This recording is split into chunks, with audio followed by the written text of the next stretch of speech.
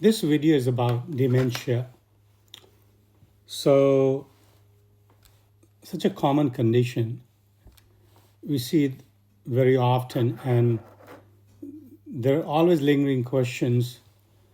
But one of the tests has become really available recently, which will help to rule out Alzheimer's types of dementia. I had this video about this blood test with 95% confidence. This blood test can rule out Alzheimer's type of dementia. P-tau-217 protein, okay? And this protein rises when there's Alzheimer's related brain damage. And studies show that p-tau-217 can differentiate Alzheimer's from other types of dementia with high accuracy, even in early stage. Okay, so if it is negative, it's definitely not Alzheimer's. Of course, it's positive, then it more likely to be Alzheimer's type. There's other tests we do, we call beta-amyloid ratio. It tells you whether brain may be accumulating sticky plaques seen in Alzheimer's. So this blood test, what they do, helps rule out Alzheimer's when negative, helps identify early pathology before symptoms become severe, allows primary care doctor to triage their patient faster, makes early diagnosis and more accessible and affordable.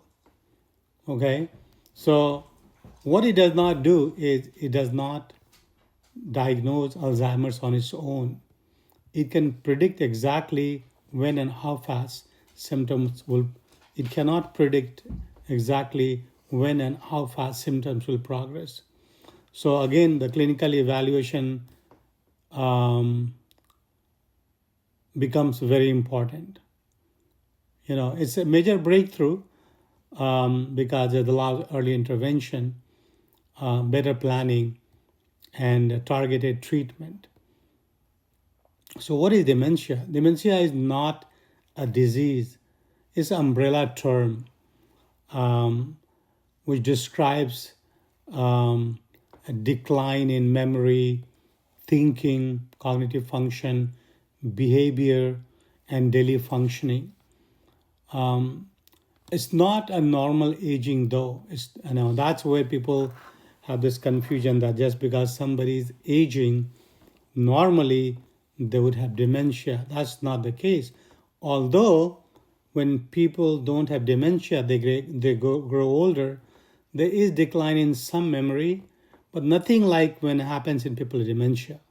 They may have some elements of depression or some decline in cognitive function, not to the extent the severity we see in dementia.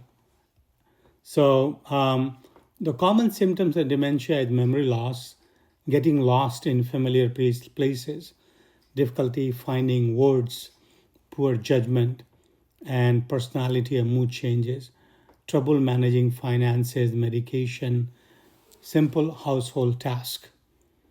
Alzheimer's disease is the most common, 60 to 70%, caused by amyloid plaques and tau tangles protein, begins in memory area of the brain, and there's slow progression over the years.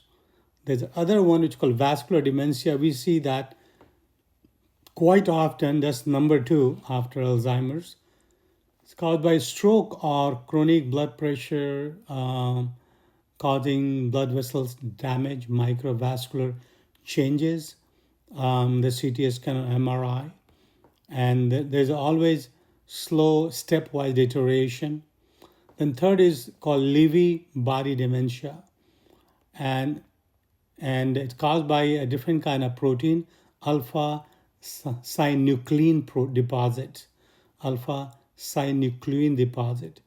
and people have visual hallucination, fluctuating alertness, and they also have Parkinson-like movements.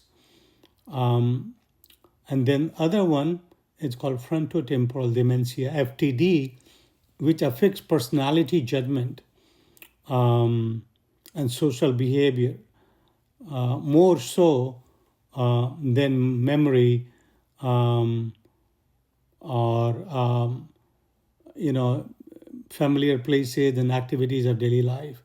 So FTD, I've never seen one, but I remember there was a patient in nursing home many years ago in Crescent City, and that patient had a clear-cut diagnosis of frontotemporal dementia.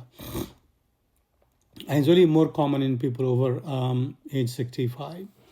And then you have mixed type where people have Alzheimer's plus vascular type, etc. So what happens in the brain? Alzheimer's disease, you got amyloid plaques, block communication between neurons. Tau tangle choke and kill nerve cells. Brain shrinks over time. Levels of acetylcholine drop. In vascular dementia, blood flow disruption, hundreds of mini stroke, brain tissue dies. Lewy body dementia, protein deposit disrupt thinking and movement. And frontotemporal dementia, degeneration of frontal and temporal lobes. And the result is a gradual breakdown of memory, language, judgment, and personality. Risk factor and prevention. Non-modifiable risk factor: age, genetics, family history. Modifiable risk factor, 40% of cases. So blood pressure got to be controlled, diabetes got to be controlled, obesity got to get better, smoking got to stop, alcohol misuse got to stop, sedentary lifestyle is also a modifiable risk factor. Patient got to get more active. Hearing loss, social isolation, chronic stress, poor sleep. And what are the evidence-based prevention? Mediterranean diet, number one. Daily walking, some exercise, some stretching. Better blood pressure control, blood sugar control, better sleep. Staying mentally and socially active, very important. Treating hearing loss early. Avoiding tobacco and excess alcohol. So beyond the blood test, what we do? Well, we normally do call MMSE, mini mental examination, and then it's other Montreal testing, cognitive assessment called MOCA, and there's other one called detailed memory and function assessment.